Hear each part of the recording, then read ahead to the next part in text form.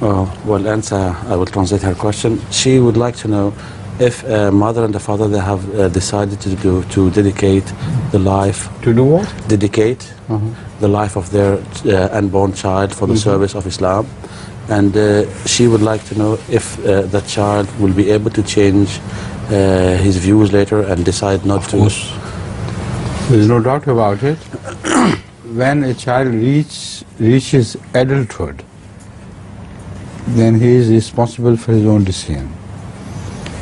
If he agrees with his dedication by the parents, well and good, then he will be counted as a continuous person right from childhood who was dedicated. If not, then it's up to him to take any course he likes.